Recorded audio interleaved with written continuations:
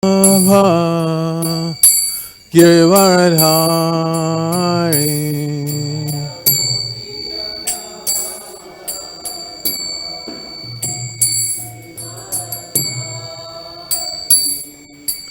Gopi Janavallabha Giridvaradhari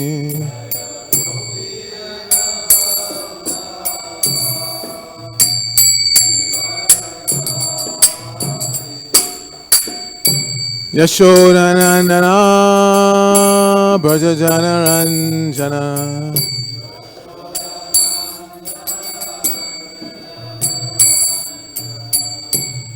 Yashodanandana Brajajanaranjana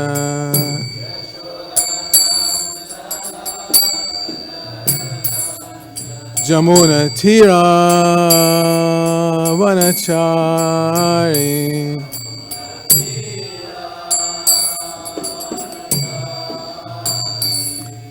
Jamuna Tira Vanachari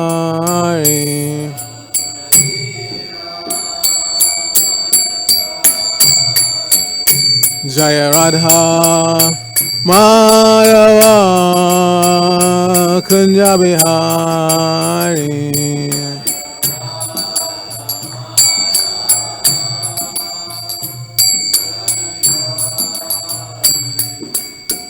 Gopi Janavallabha Giridvaradhari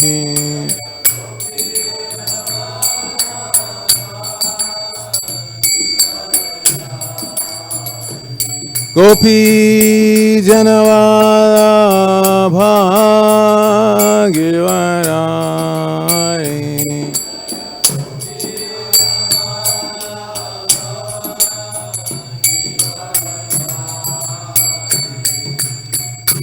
Yashodanandana Brajajanaranjana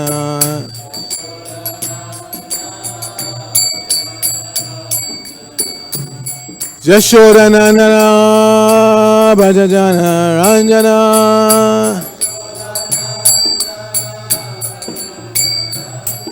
Jamuna Tira Vanachari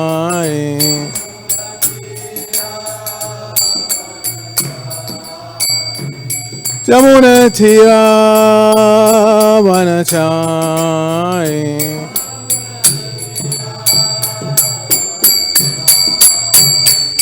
Jaya Rukmini Dwarkadish Rukmini Dwarkadish Rukmini Dwarkadish Rukmini Dwarkadish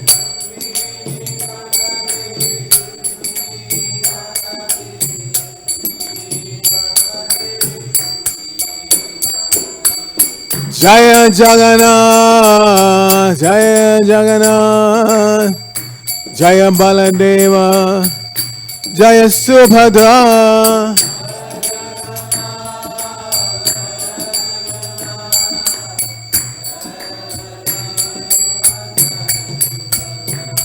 Jaya Gauranitai Gauranitai Gauranitai Jaya Gauranitai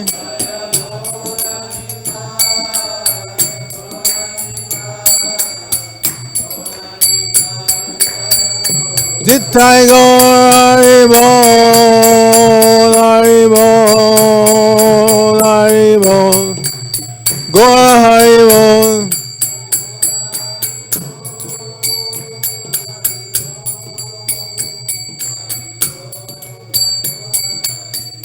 Jaya Jaya Prabhupada Prabhupada Prabhupada Jaya Prabhupada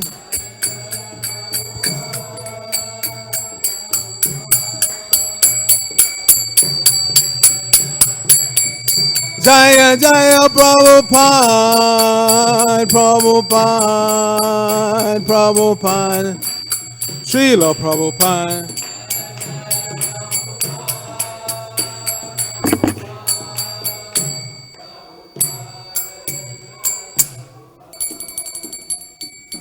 Gaur Premanandi Hari Hari Bol Jayom Vishnupad Paramahansa Pradipajik Acharya Saraswati Sri Srimad ISKCON BBT Founder Acharya Divine Grace Isi Bhaktivedanta Swami Maharaj Prabhupada Ki Jai Nitya Lila Pavishta Om Vishnupad is Divine Grace Srila Bhakti Siddhanta Saraswati Thakur Prabhupada Ki Jai Ananta Koti Vaishnava Ki Jai Nam Acharya Srila Haridas Thakur Ki Jai Prem Sakahosh Kicha Chaitanya Prabhu Nityananda Shri Advaita Gadadhara Shri Vasari Gaur Bhaktivedanta Ki Jai Shri Shri Radha Krishna Gopa Gopana Shama Kunda Radha Kunda Giri Govardhan Ki Jai Shri Brajamumbi Namadam Ki Jai Shri Nabadoi Mayapur Dham Ki Jai Shri Nilachal Jagannath Puri Dham Ki Jai Ganga Mai Ki Jai Jamuna Mai Ki Jai Bhakti Devi Ki Jai Srimati Tulsi Maharani Ki Jai Most beautiful worship Shri Shukmini Dwarkadish Ki Jai Shri Shukmini Dwarkanath Ki Jai Shri Shri Jagannath Baladev Subhadra Ki Jai Shri Shri Gaurnitai Ki Jai Samaveta Bhaktivinoda Ki Jai Going back to home, back to Godhead Ki Jai ISKCON Los Angeles Yatra Ki Jai Brihad Madanga Transcendental Book Distribution Ki Jai International Food for Life Transcendental Prasadam Distribution Ki Jai Shri Harinam Sankirtan Ki Jai Nitai Gaur Premanandi Hari Hari Bol. All glories to the assembled devotees. All glories to the assembled devotees. All glories to the assembled devotees. All glories to Sri Sri Guru and Gauranga. Glory to Srila Prabhupada.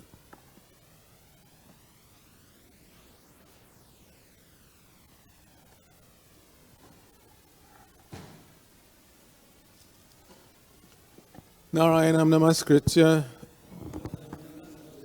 Naram Shaiva Narottamam Deving Saraswatim Vyasam Tato Jayam Adhirayat. Before reciting the Srimad Bhagavatam, which is of our very means of conquest, let us offer respectful obeisances unto the personality of God and Lord Narayan, unto Narayan Rishi, the supermost human being, unto Mother Saraswati, the goddess of learning, unto Srila Vyasadeva, the author, and unto Srila Prabhupada, as the translator, commentator, and our spiritual master. Nashtra Prayeshu Bhadreshu Nityam Bhagavata Sevaya Bhagavati Uttama Shloke Bhaktir Bhavati Naishtiki. By regularly attending the Srimad Bhagavatam class and by rendering service unto the pure devotee, all that is troublesome to the heart is almost completely destroyed, and loving devotional service unto the personality of Godhead, whose worship with transcendental songs becomes established as an irrevocable fact. Om Namo Bhagavate Vasudevaya. Om Namo Bhagavate Vasudevaya.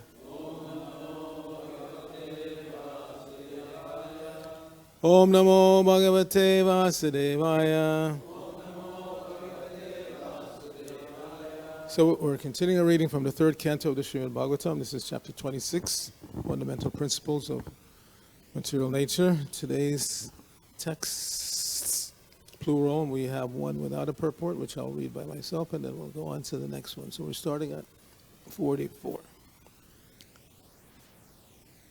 Rasa-mātrād vikurvāṇād ambhaso daiva-coditāt gandha-mātram abhūt tasmāt pṛthvī ghrāṇas to gandhagaḥ. So, to the proper translation. Due to the interaction of water with the taste perception, the subtle element odor evolves under superior arrangement. Thence, the earth and the olfactory sense, by which we can variously experience the aroma of the earth, become manifest. So only one thing of note there is that you notice that two words are used for smell. One is odor and one is aroma. So generally speaking in English, when you say odor, it means something smells bad. There's a bad odor coming from the garbage can. And aroma means something nice, like nice rose scent. So just to keep that in mind. Otherwise, why not just use one word, aroma or odor? The distinction is made in different types of sense. All right, 45 we'll do responsibly. Karambha-pūti-saurabhya śāntogrāmlādibhiḥ pṛthak dravyāvayava-vaiṣamyād gandha-gaḥ karambha-pūti-saurabhya śāntogrāmlādibhiḥ pṛthak dravyāvayava-vaiṣamyād gandha-vibhidyate karambha-pūti-saurabhya śāntogrāmlādibhiḥ pṛthak dravyāvayava-vaiṣamyād gandha-vibhidyate. Please chant.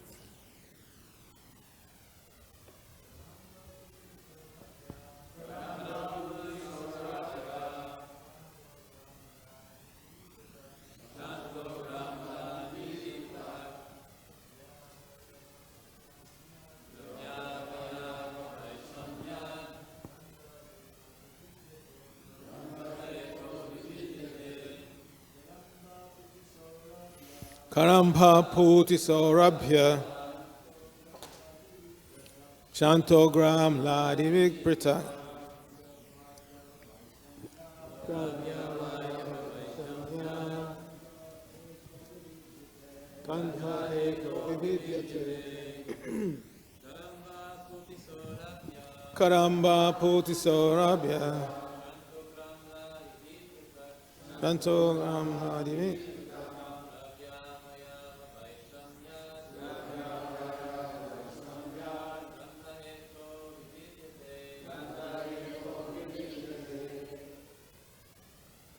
Vaishnavis, karambha-pūti.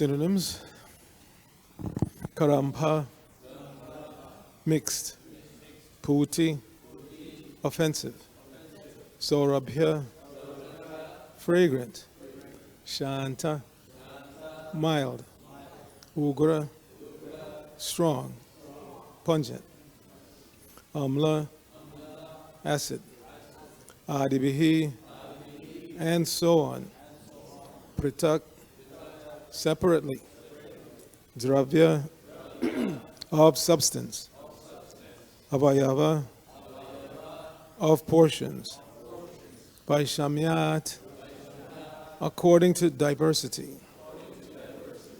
gandha-gaḥ, odor; ekaha, one; vibhidyate, is divided. Srila Prabhupada's translation for this verse: odor, although one, becomes many as mixed, offensive, fragrant, mild, strong, acidic, and so on, according to the proportions of associated substances. Please repeat. Odor, although one, becomes many as mixed, offensive, fragrant, mild, strong, acidic, and so on, according to the proportions of associated substances. Srila Prabhupada's purport. Mixed smell is sometimes perceived in foodstuffs prepared from various ingredients, such as vegetables mixed with different kinds of spices and asafoetida. Bad odors are perceived in filthy places. Good smells are perceived from camphor, menthol, and similar other products. Pungent smells are perceived from garlic and onions, and acidic smells are perceived from turmeric and similar sour substances. The original aroma is the odor emanating from the earth, and when it is mixed with different substances, this odor appears in different ways. Namo Vishnupadaya Krishna Prishnaye Bhutale Shrimati Bhaktivedanta Swamini Namine Namaste Saraswate Deve Gauravani Pacharine Nirvashesha Shunyavadi Paschatya Deshnarine Om Agyana Timirannasya Gyananjana Shalakaya Chakshur Unmilitam Yena Tasmai Shri Gurave Namaha Shri Chaitanya Mano Vishnang Snapitang Jada Bhutale. Swayam Rupa Kadamayam Dadati Swapadantikam. Vandeyahang Shri Guru Shri Yuttapada Kamalam Shri Gurun Vaishnavaksha Shri Rupam Sagadatam Sahagana Ragana Tanvatam Tang Sajivam Sadvaitam Savadutam Parijana Sahitam Krishna Chaitanya Devam Shri Radha Krishna Pada Sahagana Lalita Shri Vishakanvatangsha.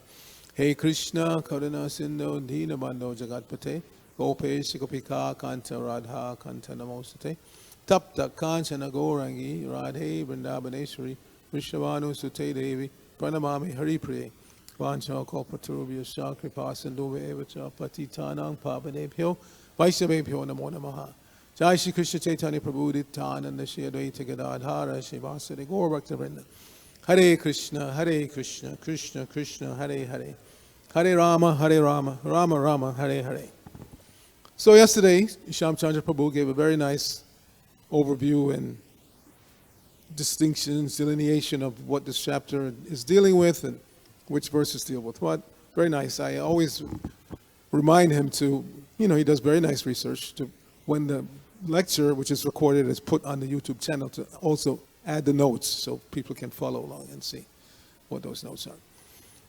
But as we've been discussing, these are natural phenomena that we should be aware of, especially if we're not fully self-realized, to some degree or the other, we're thinking this body to be ourselves. So how is it that when we say we know ourselves, if I ask you, Rahul, do you know yourself? You'll say, yeah, I know myself pretty well. And generally we describe knowledge of ourselves as our tendencies and our desires, things we want, things we don't want, things we like, things we don't like. We're not keenly aware of the even material composition of this body. Proof is, all of us, most of us, if not all of us, as soon as there's some twinge, internal twinge, you have no idea what's going on. You immediately want to run to a doctor, either a Kaviraj, who can train in Ayurveda, they can hold your pulse, look at your eyes, look at your tongue, and they'll tell you, generally they ask you, do you feel like this? Yes. Do you feel like that? Yes. And then by feeling the pulse and looking at the eyes and the tongue, they can tell you what's wrong with the body. And so why don't we all know that? Why do we have to go to some Kaviraj? Since I'm thinking this is me, I should be able to just hold my pulse and look at my tongue in the mirror and look at my eyes and know what's wrong. But generally speaking, we are not so keenly aware of what's going on with this body. And this chapter, this Sankhya philosophy, reminds us of that. There's so much going on here in terms of the senses, the sense objects, the universal situation. We're just not aware. But still, we think, I know. Most adults, not even adults, once you pass teenage, when I was growing up, there used to be a joke. If you really want to know what's happening, ask a teenager. Because the teenagers, they're convinced they know what's going on. And the adults, they're like out of it. They don't know. Don't even bother. Anybody over 30, forget it. You want to know what's going on, ask a teenager. Because they feel like that. They've come of age and they feel they know everything. And gradually, as time progresses, they'll realize they don't know so much. But, so this Sankhya philosophy that's being presented here in the third canto from Kapila is attractive to Western scholars because it's dealing with things that they're interested in. They're interested in the material elements and how they're arranged and what laws have arisen, which is in itself a whole discussion. Because if you accept, like they do, the reductionistic viewpoint of the universe, that there was a big bang and things were scattered all over and then gradually they coalesced into planets, etc., etc.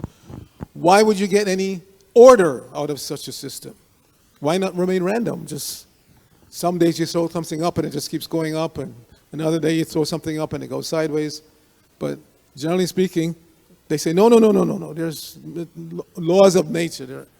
Things have come to an ordered state. You throw something up and it comes down due to gravity, etc. So that's another discussion. But they're attracted to this Sankhya philosophy because, again, it's dealing with the material elements that they like to study. They like to study the earth. They like to study the different gaseous elements that are in the air, right? Air is composed mostly of oxygen, nitrogen, hydrogen. There are other gases, but those are the main components. So they like to study these things and present them in periodical tables and charts and And then you go to school and they tell you, these are the elements in the universe, and you have to memorize them and regurgitate. No thinking. No thinking at all. Just memorize and regurgitate. Inevitably, this leads them to an impersonal conclusion. Because the earth is not a person as far as they're concerned. It's just matter. Air, gas, obviously there's no personality there. So they come to an impersonal conclusion when they come in contact with the Sankhya philosophy. They don't see person there. However, if one is fortunate and comes in contact with the Sankhya philosophy explained by the devotee of the Lord, then one begins to understand that there's a supreme person behind all of these so-called material or impersonal manifestations. Last night, I was watching a video about the Philadelphia temple. It was made about 6 years ago. And they were interviewing different devotees there, beginning with Rabindra Prabhu, who was and probably still is the primary person in that temple community, primary devotee. So he was explaining that he had just finished his 3rd year of graduate work when he came across devotees. And at first he thought they were a little weird, all this chanting and whatnot. But they invited him to the temple, he went. And then gradually he came in touch with Sri Ishapanishad. And he was a little shocked because he had actually studied that as part of his studies, graduate studies. But when he read Prabhupada's version of Sri Ishapanishad, because he had already come to an impersonal conclusion by reading Ishapanishad and other Vedic literature. But when he came in contact with Sri Ishapanishad as it is, with commentary by Srila Prabhupada, then he realized, yes, now I can see that there's probably, most likely, a divine personality behind everything. So this is our good fortune. We've come in contact with this Sankhya philosophy presented by a devotee of the Lord. And therefore we're not misled into thinking that these material manifestations and combinations, permutations are just randomly happening. There's no personality behind it. Although, lo and behold, it's all come into such nice order that we can study and we can repeatedly experiment with. But still, they don't see any personality. So we're very fortunate to have come in contact with this, and we should imbibe it and distribute it. If we come to the conclusion that I'm not this body, then we can begin to approach the state of being that was being described this morning. Brigapati was reading from the 2nd canto about how real detachment. One needs a pillow, but you have an arm. You just make a pillow with your arm. You know, the trees are producing so many fruit, etc., etc. In other words, you don't have to over-endeavor to live nicely in this world. Just whatever comes naturally. And that's mentioned in the Nectar of Instruction. Atyahara prayasas. That prayasas means over-endeavoring for things that are difficult to obtain. One should not over-endeavor. Understanding that whatever is due to you in this lifetime, you will get. And if it's not due, it won't come. And sometimes it comes in and is taken away. Like this phenomenon of, everywhere you go around the world nowadays, practically everybody has some lottery scheme, which is just a scheme to defraud people, because the vast majority of money that goes in there, nobody gets it back. But anyway, they have these lottery systems, and it's a known phenomenon that quite often people win the lottery from poverty, or as we say, from rags to riches, and then they go back to rags. Because they're unintelligent. They don't know what to do with Krishna's energy in the form of Lakshmi, money. So they squander it. A really ignorant person, immediately they win a couple of $1 million. They go to Vegas, they invite all their friends, and literally within a couple of weeks it's all gone. Gambling, partying, like that. Someone who's not quite so foolish, they'll put some money in the stock market, which is also gambling. And they will lose, generally, they lose. So in this way, depending on the mode of nature that we're in, we're impelled to act in certain ways. And depending on the modes of nature that we're born into, our ears, our eyes, our skin, everything, it's not the same as everybody else's. You give a preparation, same preparation to 10 people. Some will say it's too salty, some will say there's not enough salt, some will say it's just right. Because the tongue is different. The same substance is there, the same spices are there, the same amount of salt in that preparation, but 10 different people will experience it differently because everybody's born, as Krishna says in the Bhagavad Gita, with a certain ear, certain type of tongue, certain type of vision like that. And I was discussing with Brigapati a couple of days ago because he was saying that when he's at home, the audio from the temple sounds clearer than when he's in the temple room. And I said, yeah, we've been trying to tweak it, but there's no one spot you'll find where everybody says it's perfect. Never. When it's way too loud for me, somebody else will think, hey, why are you turning it down? It's just right. or playing instruments. So one person, somebody thinks to play the one person, they have to slam. But anyway, everybody's ears are different, everybody's eyes are different, everybody's nose is different. Prabhupada gave the example of when his Guru Maharaj, Bhaktisiddhanta Saraswati Thakur, went to Burma. They established a center there. And, you know, coming from India, being strict vegetarians, prasadarians, they were cooking in ghee only, no oil or anything. Cooking in ghee, puris, pakoras like that. But that smell that we would be attracted to, like when they were cooking kachoris in ghee for Prabhupada's disappearance, they smelled so good. But for the local,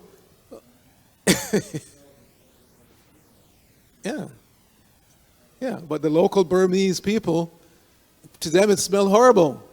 What is this you people are doing? You should leave. We don't want you here. Horrible. For them, the smell of something cooking in ghee is horrible. On the other side, they made this fermented thing where all dead animals, insects, whatever, they put in a big pot, and then it would just become this bad-smelling odor, this odoriferous, concoction. And they actually love that. They love the smell of it. They love the taste of it. So different nose, different tongue, different ear. We're learning here. But the bottom line for us, obviously, is that no matter what type of body you have, gross or subtle body, everybody's gross body is different, everybody's subtle body is different. Use it in Krishna service. In other words, the gross body, the legs come to the temple, the hands do some menial service for Krishna, the eyes to see the deities. Every sense can be used in Krishna service. Every sense. And the subtle body, mind, intelligence, Prabhupada said, don't be dull.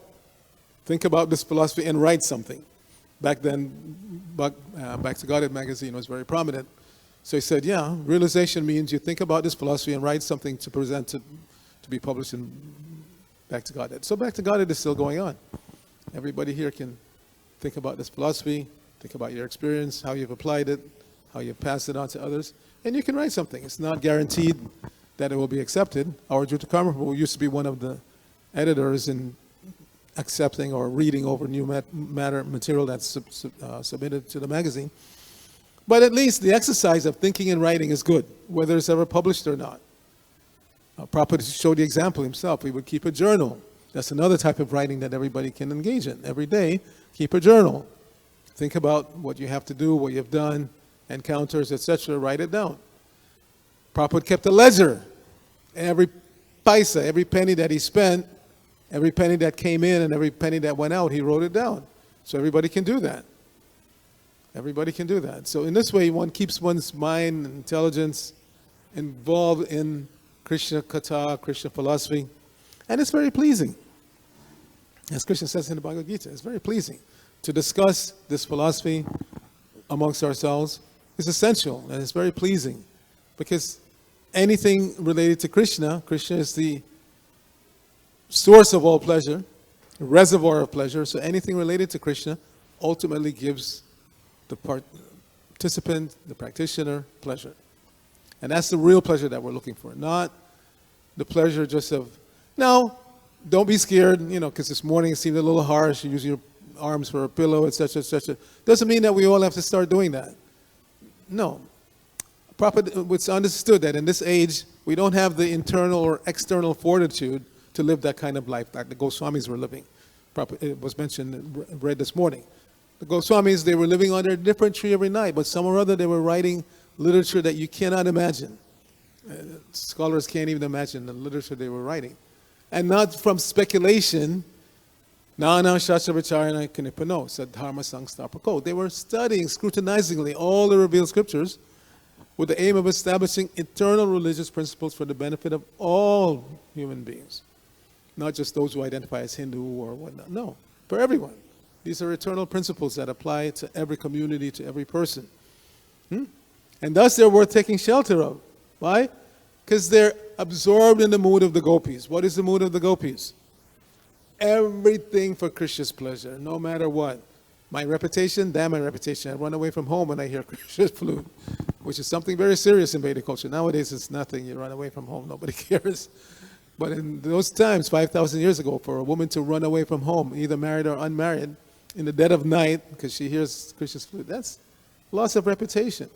But they were willing to lose their reputation. They were willing to give everything to Krishna. That's the mood of the gopis. And engage in the transcendental loving service of Radha and Krishna. So that's the essence of life. It's not so important whether you live in a palace or you're living on, because there's so many people living on street corners nowadays. Doesn't mean that they're advanced yogis or great munis. No, it's not just about how difficult your life is voluntarily, because a lot of them are voluntarily on the street. It's not that they got thrown out of some places just because of their mental condition. They voluntarily stay on the street. And quite often, if you offer them a better situation, they won't accept it. They do it. They go down to Venice Beach regularly and invite many of these homeless people to come and live in a shelter somewhere, and they know. They don't want to go.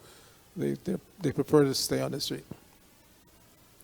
I was in Delhi maybe about 10, 12 years ago, staying at my friend's place. Many of you know Mr. Coastal, Ramesh Coastal. He and his family are long-time supporters of this temple.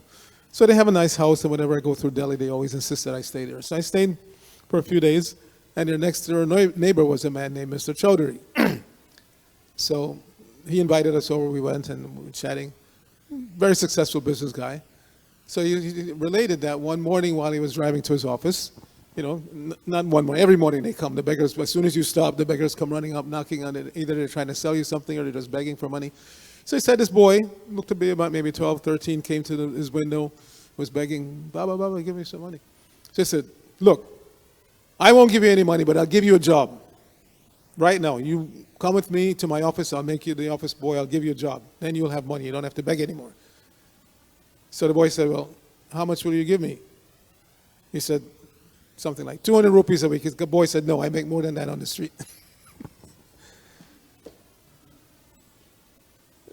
So many people are voluntarily on the street, either because they don't have it together or because they have it together. They're making so much money begging, they don't want a regular job.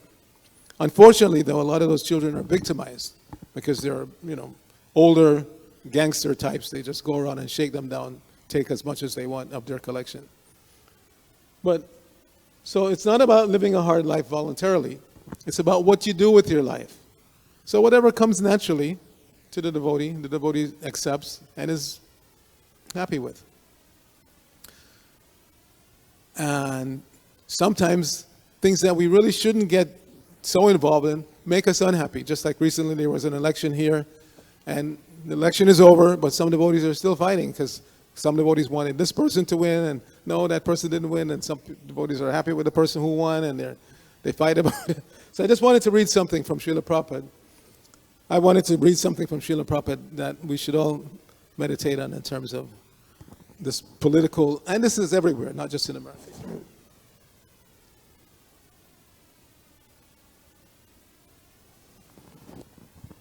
So this is from the 4th canto. See if I can find it quickly here.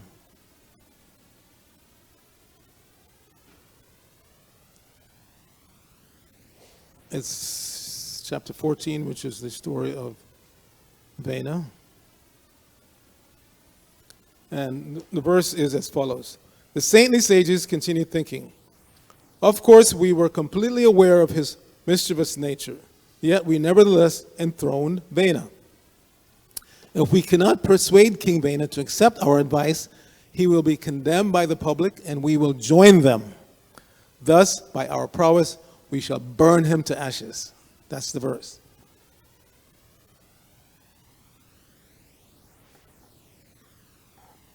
So there's a short purport that's directly related to this current situation. Prabhupada says, saintly persons are not interested in political matters, yet they are always thinking of the welfare of the people in general.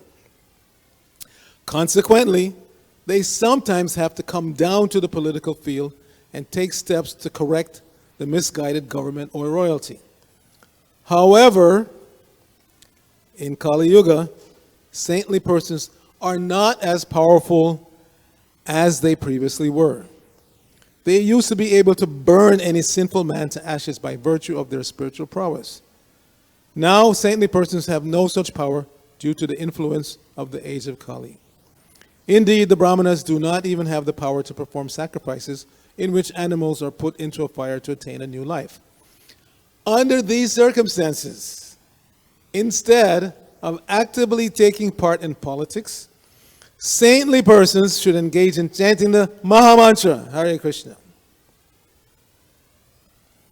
By the grace of Lord Chaitanya, by simply chanting this Hare Krishna Mahamantra, the general populace can derive all benefits without political implications. So take this to heart. Don't get into these, useless political discussions and fighting about this person, that person.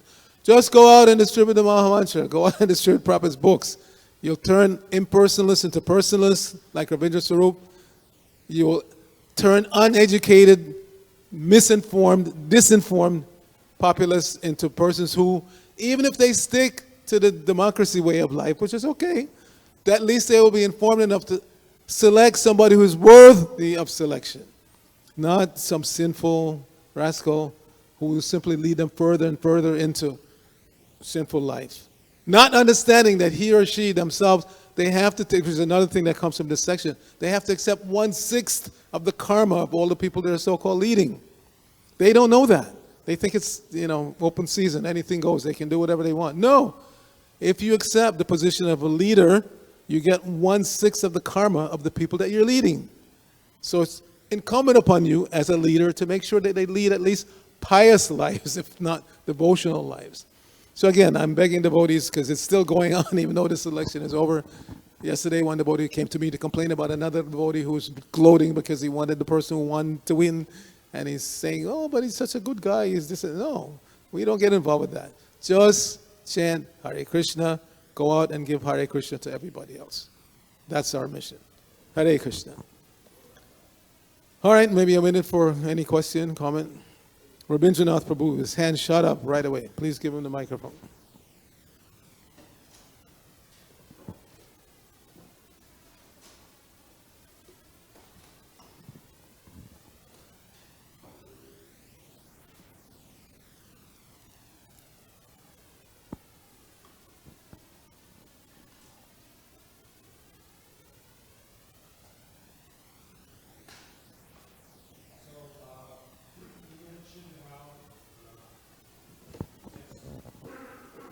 There are two buttons. The one on the bottom you push first, it has to be green. And then there's a sliding button near the, you make sure that's on the green also, not red. Okay, I can repeat the question. What is it?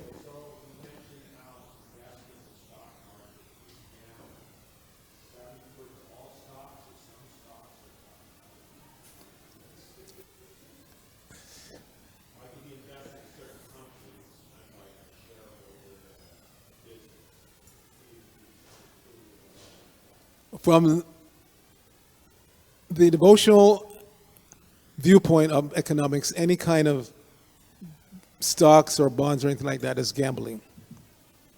And we're not supposed to gamble, especially not with Krishna's money, but all money belongs to Krishna.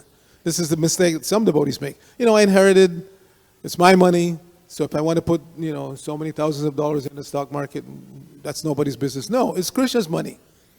And it's very, very foolish to think that it's not. Then you haven't understood the Ishopanishad, that everything animate and inanimate is in control and owned by the Lord. And if you get temporary stewardship over it, it doesn't give you the right to gamble it away. Money is meant for, and this is why there's still so many wealthy people in India, because they know that you have to use at least a portion of your money in some kind of pious way. They may not be great devotees of the Lord, but at least they do some pious activity with that money. They open a temple somewhere, like the Birla family, they have their Birla temple. They open schools, hospitals, at least something pious with the money. Not just put it in. Why, if you have $1 million, why you want to put it in the bank? Try to make more and more and more. This is the demonic nature. Krishna talks about in the 16th chapter. So much is mine now, and it will increase in the future more and more. That's the attempt of the demoniac person. The devoted person, or at least the pious person, thinks, I've gotten this money by the grace of God, let me use at least some of it in God's service. There's no need to gamble. There's no need to gamble. It's Krishna's money. Ask Krishna. Krishna says, don't do it. Use that money for me. Yat karosha yarasnasi yat jahosi dadasiyat. Yat tapasya sekonti. Tat kurosha mad arpanam. Whatever you have, you use in my service. Whatever you eat, even what you give away, do it as an offering to me. So it's very, very risky. Even if you're yourself the trader. There are quite a few devotees who have been trained in trading. And they do that. I'm trading my own money and I'm doing the trading I have seen it happen. It seems to going up for a while and then What to speak of if you're not in control of your own trading, like in the case of my poor mother. She's gone now, but she retired after a long life of hard work and had a substantial amount of money in investments, and then the dot-com bubble broke. And unfortunately, the fund managers had put a lot of money into these dot-com companies, and overnight, practically, her money went down by more than 50%. So don't do it. It's just not worth the risk. And it's not yours to start with. This is the vision that we should have.